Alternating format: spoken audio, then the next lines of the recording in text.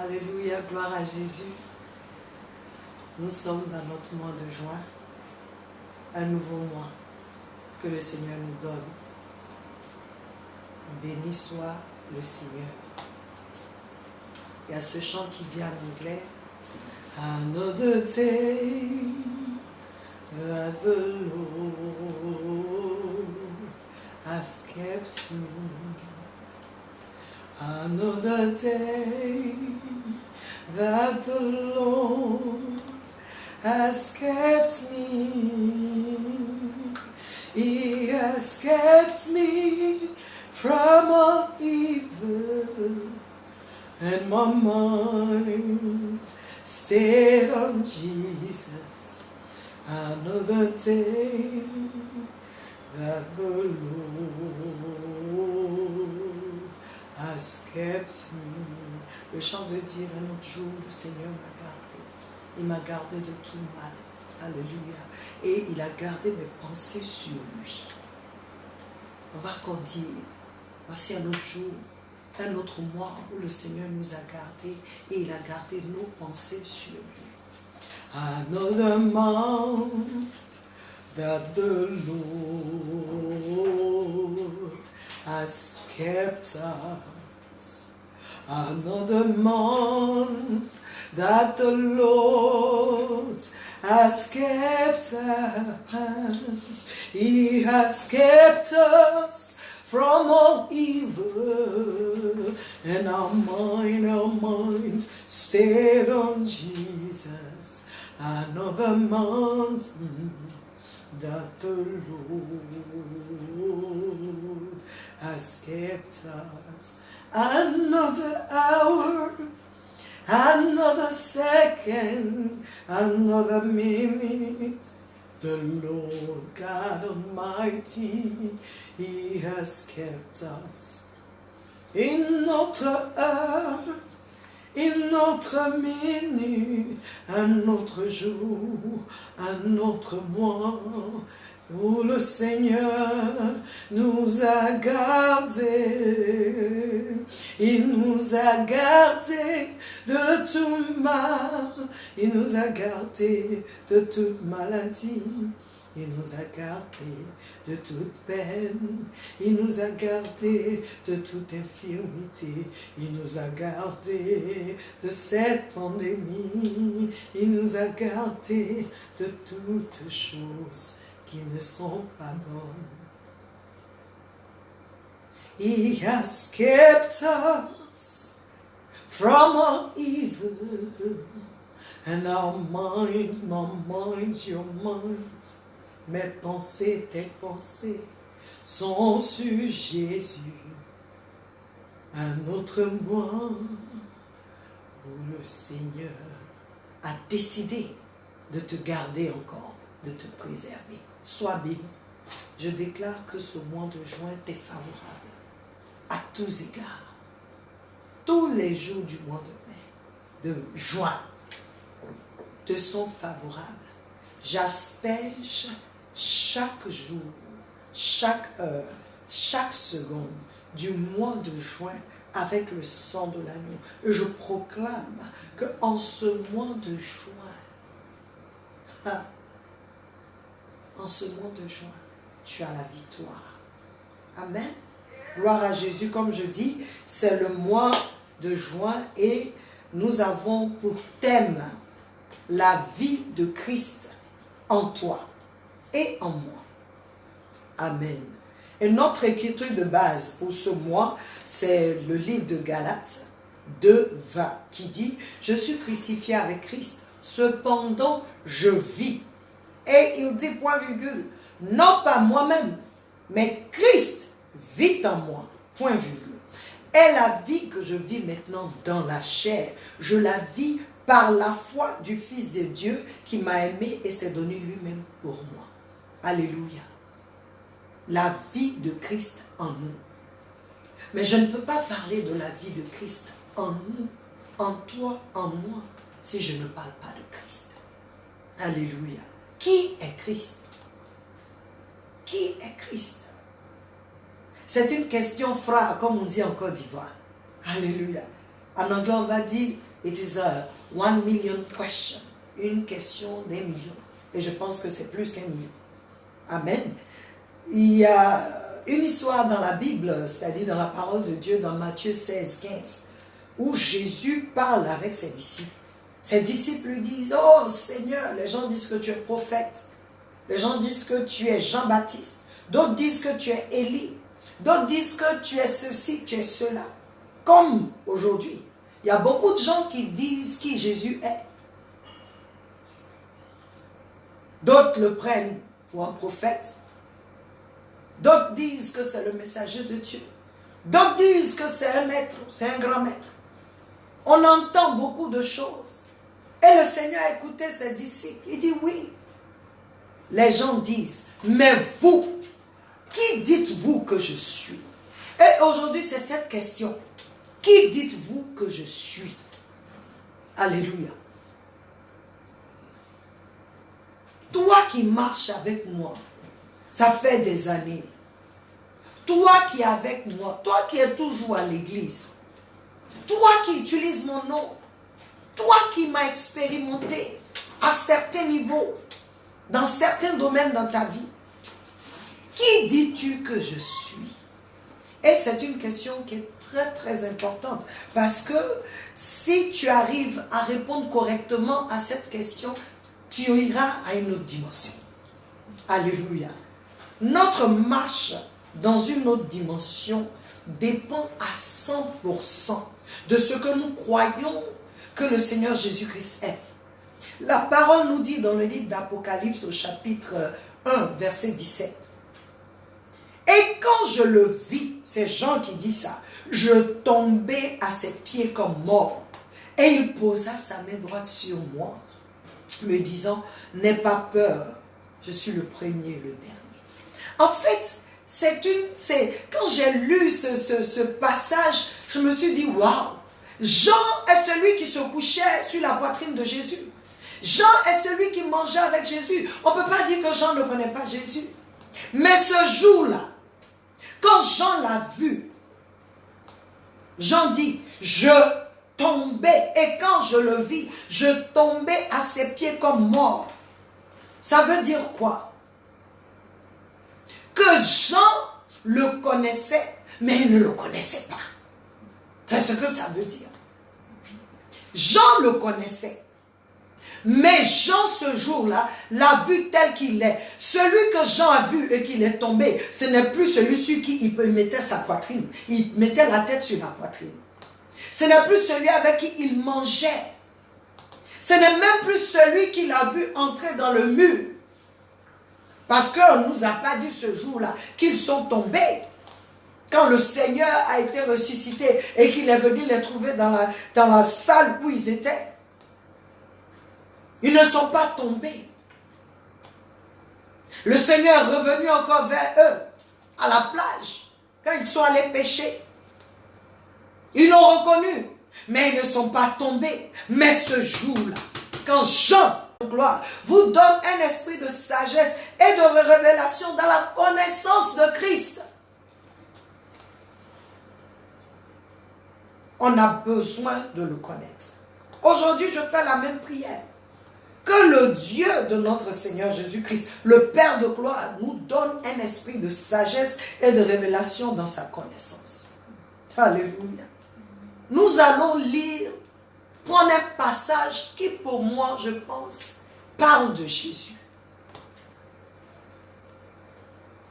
Nous allons prendre Jean chapitre 1. Aujourd'hui, le thème, c'est qui est Christ? Qui est Jésus-Christ?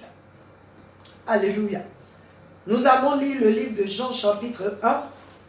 C'est du verset 1 au verset 14. Mais aujourd'hui, nous allons lire du verset 1 au verset 5. Voici ce que la Bible dit. La parole de Dieu dit. Au commencement était la parole. Et la parole était avec Dieu. Dans ma version qui est le King James en français, il dit « Et celui qui est la parole était Dieu. Celui-ci était au commencement avec Dieu. Toutes choses ont été faites par lui et sans lui, rien de ce qui a été fait n'a été fait. En lui était la vie et la vie était la lumière des hommes. Et la lumière brille dans l'obscurité et l'obscurité ne l'a point compris. Alléluia. Je voudrais commencer. Que nous dit le verset 1? Au commencement était la parole et la parole était avec Dieu et celui qui a la parole était Dieu. Il dit au commencement, c'est-à-dire avant toute chose, avant le monde, avant la création, avant que le ciel et la terre soient faits et tout ce qui s'y trouve, avant toute existence, à l'origine, la parole était là. Elle existait déjà auprès de Dieu. Proverbe 8, à partir du verset 22 jusqu'au verset 36, je te demande d'aller lire ça. La parole nous dit comment elle faisait les délices de Dieu, comment elle était auprès de Dieu avant même que quand il dit quand Dieu établissait le fondement de la terre, j'étais là. Et Genèse chapitre 1, à partir du verset 3, la Bible dit, quand Dieu dit, la chose s'accomplit. Alléluia. Celui qui est la parole, il dit, la parole était Dieu. Souvent, lorsqu'on lit ça dans le 8 secondes, il dit, au commencement était la parole était avec Dieu, la parole était Dieu. Au verset 2, et la parole était au commencement avec Dieu. Donc, tu te poses la question, mais comment la parole est avec Dieu? Et puis, bon, la parole était avec Dieu. Tu penses qu'il y a une confusion. Non, il n'y a pas de confusion. Il dit, la parole était Dieu parce que la parole a la même nature que Dieu. Elle est divine. Elle est céleste. Elle était avec Dieu. La même nature. Elle est aussi divine que Dieu est divin. C'est ce qu'on veut nous dire. Elle a la même nature que Dieu. Et au verset 2, encore il dit, la parole était au commencement avec Dieu. Pourquoi tant insister? Il insiste parce que là, c'est Dieu qui est en train d'introduire ou de présenter la parole à Jean. C'est une révélation. Dieu est en train de parler de la parole à Jean. Dieu dit à Jean, la parole était au commencement. La parole était avec moi, Dieu. Et je veux que tu saches que la parole aussi était Dieu. On dit était. Parce que quelque chose va se passer. Alléluia. Elle était avec Dieu. Elle est Dieu parce qu'elle a la même nature divine que moi. C'est ce que Dieu disait à Jean. Au verset 2, il dit, elle était au commencement avec Dieu. Pour te dire à toi et moi que nous ne pouvons pas entrer entre la parole et Dieu. Il y a une intimité, il y a une relation qui existait avant toute existence. Dieu et la parole étaient ensemble. Alléluia. Dieu et la parole étaient ensemble. Tu veux connaître Dieu? Si tu connais la parole te présentera Dieu. Tu veux connaître la parole? Dieu te présentera la parole. Alléluia. Alléluia. Donc, en un mot, si tu veux connaître, comme je dis, Dieu, passe par la parole. C'est le moyen le plus sûr. Rien d'autre.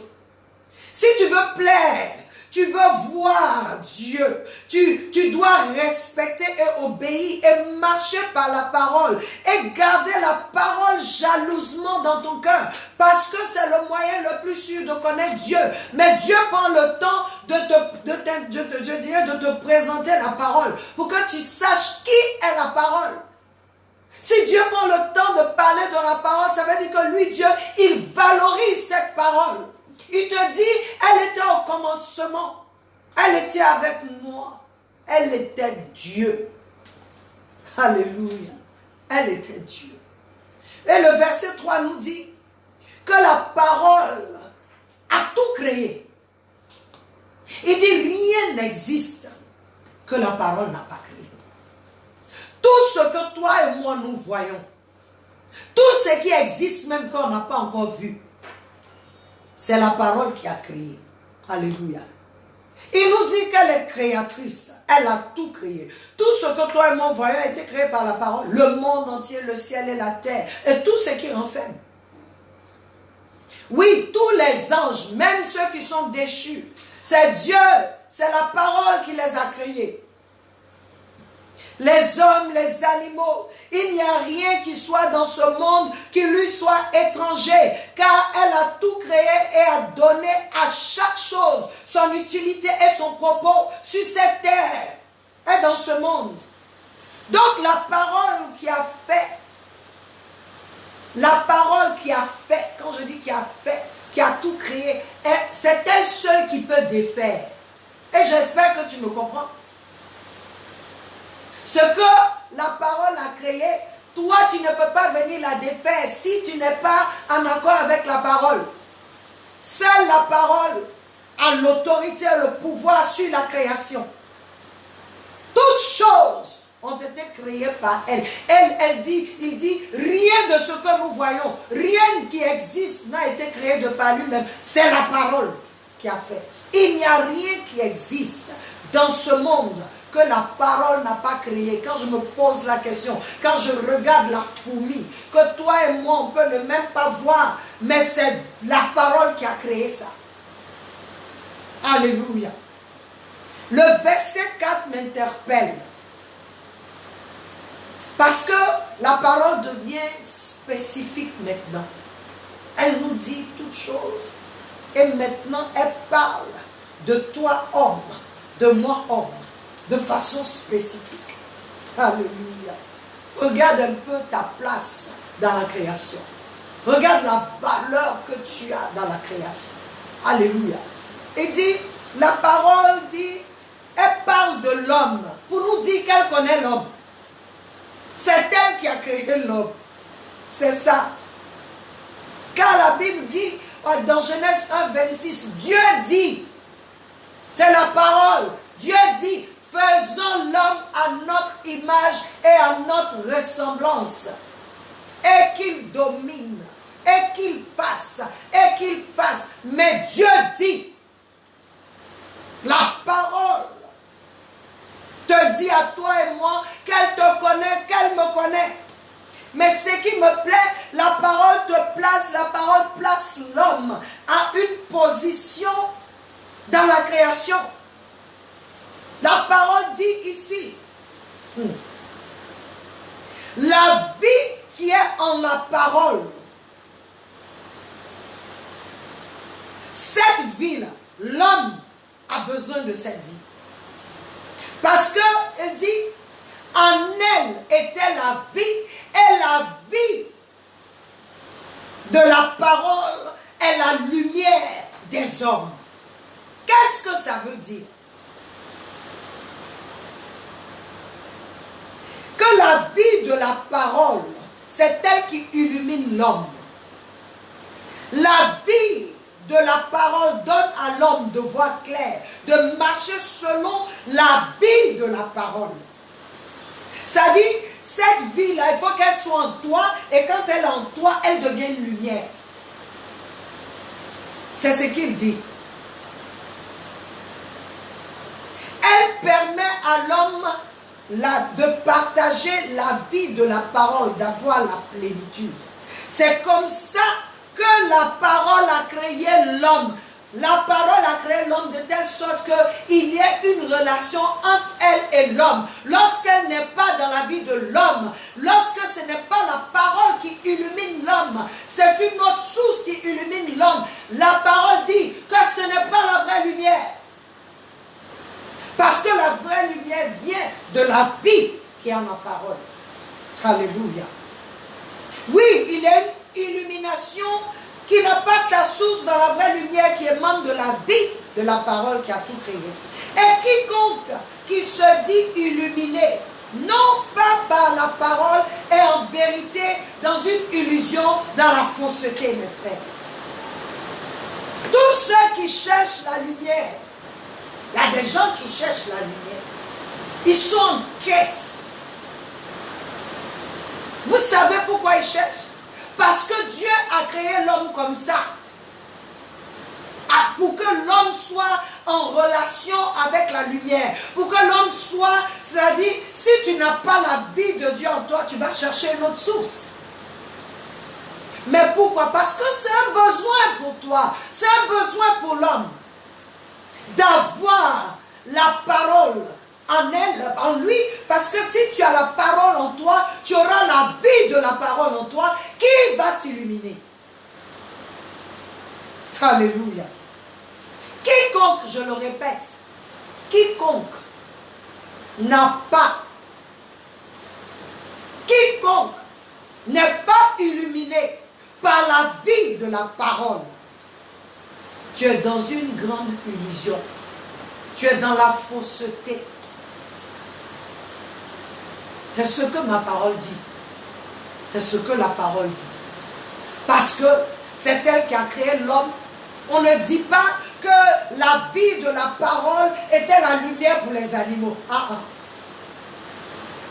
On dit la vie qui est en la parole. Cette vie-là, c'est elle qui illumine l'homme. Mais comment elle va t'illuminer si elle n'est pas en toi?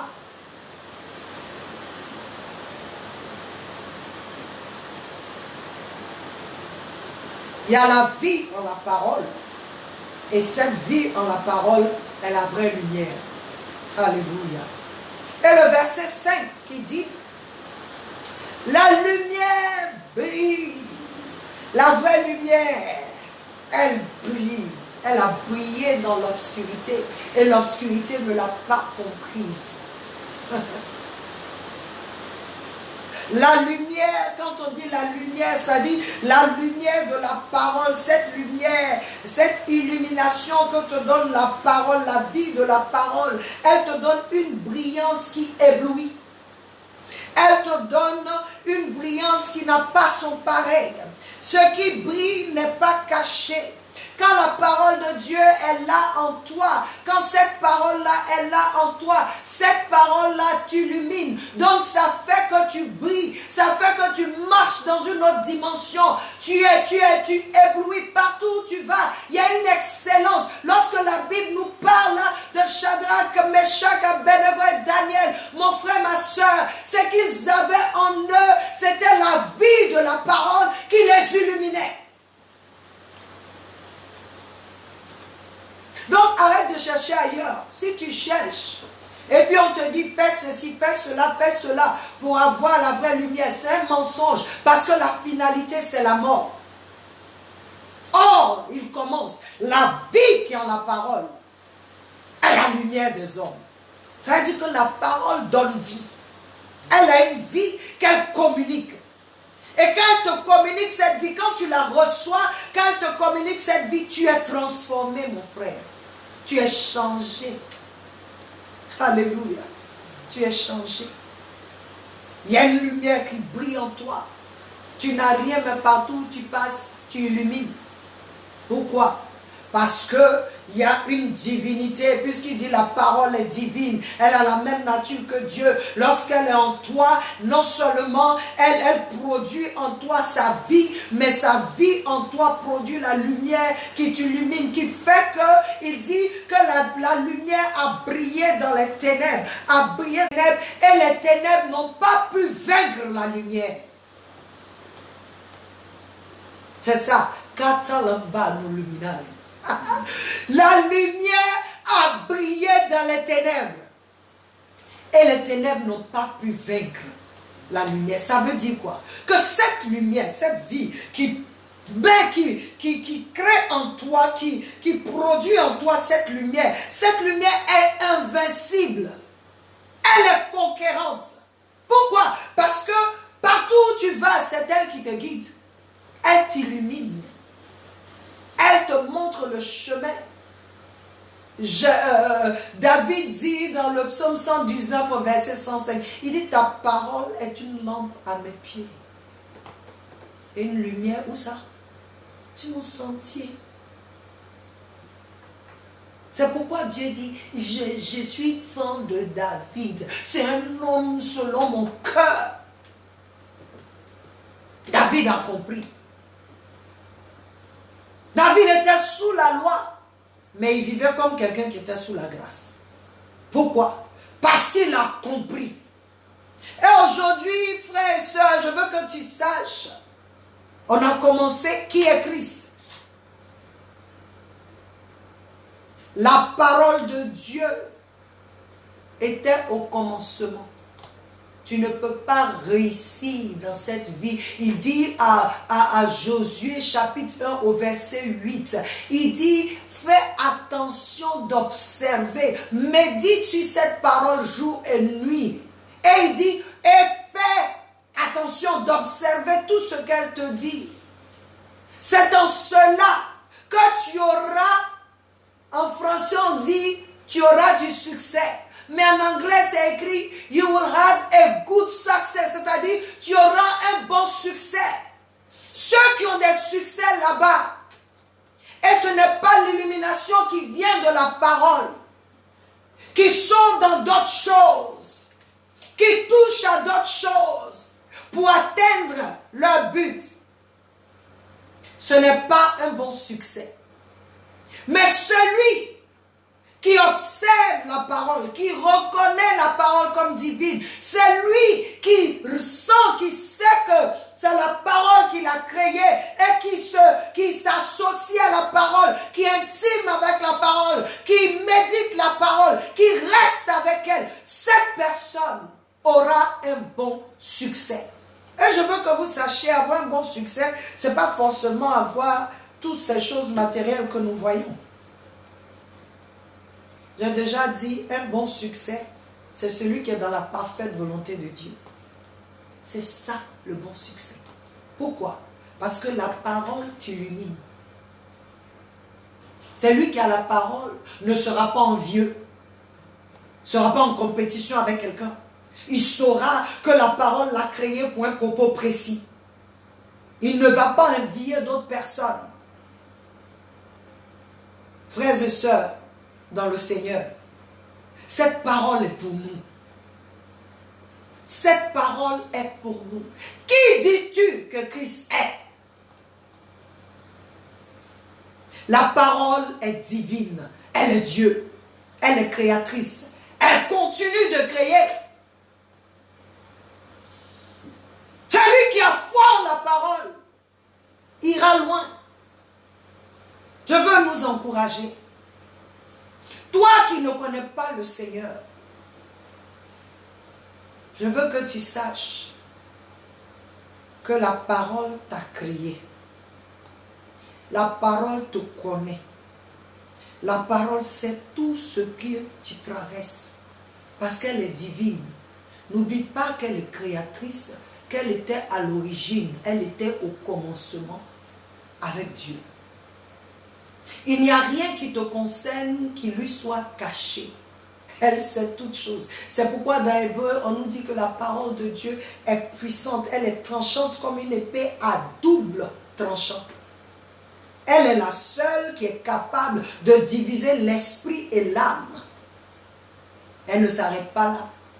Elle divise tes os et la moelle. Elle divise ce que les médecins même ne peuvent pas diviser. Elle divise. Je veux t'encourager à t'associer à la parole. Je veux t'encourager à chercher à connaître la parole. Quand tu la connaîtras, tu sauras quoi faire. Alléluia. Notre premier sous-thème tire à sa fin. Et je voudrais prier pour nous, afin que chacun de nous puissions rentrer en nous-mêmes et aller chercher la parole de Dieu. La parole de Dieu n'est pas un photoroman, comme on dit. Ce n'est pas les novellas, ce n'est pas Harlequin.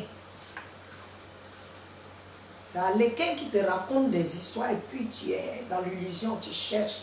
Non, non, non. La parole est véritable. Elle est vraie. Elle est divine. Elle est Dieu. Lorsque tu la cherches, elle se laisse trouver. cherche la parole. Il dit, médite ma parole. Psaume chapitre 1 dit, la parole de Dieu nous dit, que celui qui fait de l'Éternel ses délices. Alléluia. Il dit, parce que je vais vous lire ça pour finir avec. Psaume chapitre 1, je te parle toujours de la parole. La parole de Dieu.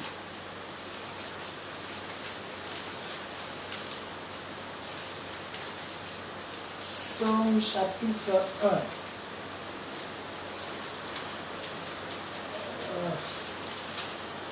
Je vais nous lire ça. Il dit 1. Je vais paraphraser, c'est en anglais. Béni soit l'homme qui ne marche pas dans le conseil des méchants, qui ne se tient pas avec les pécheurs, qui ne s'assoit pas avec les moqueurs, mais qui a pour délice la loi, c'est-à-dire la parole du Seigneur, et qui dans la loi médite jour et nuit.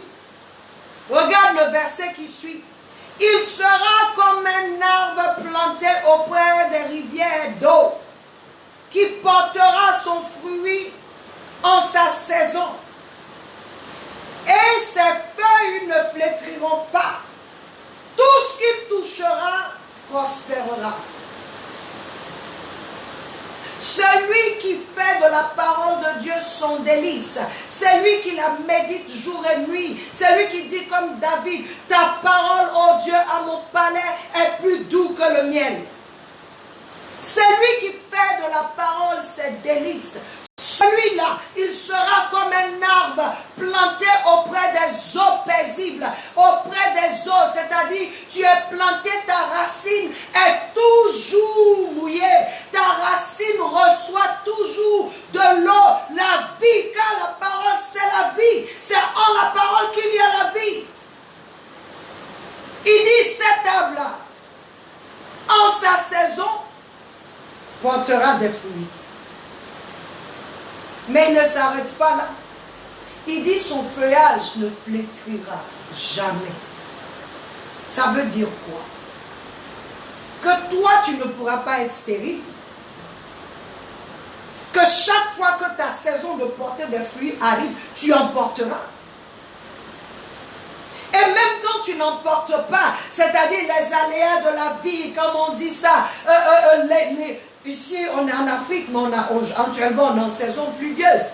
La pluie, le vent, la sécheresse n'auront aucun effet sur toi. Pourquoi? Parce que tes racines, tu es enraciné. Et là où tu es enraciné, il y a des rivières d'eau. L'eau te donne toujours, l'eau t'abreuve toujours.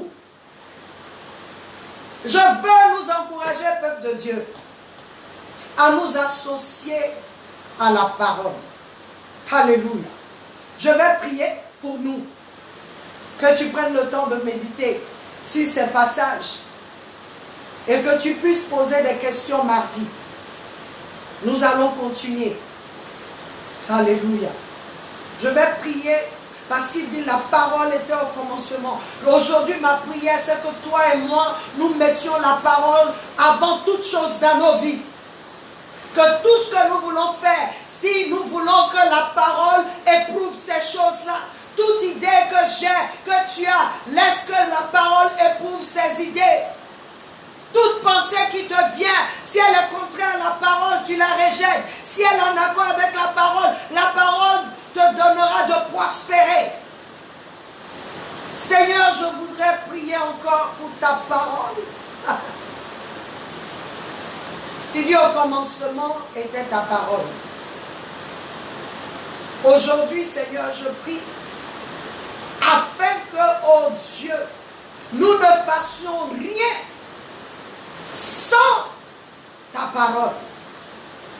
Puisqu'elle est à l'origine, puisque c'est elle qui nous a créés, puisque c'est elle qui a créé toutes choses, donc elle connaît toutes choses. Et nous savons que, oh Dieu, ta parole est tranchante comme une épée à double tranchant. Tu as dit dans Ephésiens 6 que la parole de Dieu dans notre bouche est comme l'épée de l'esprit.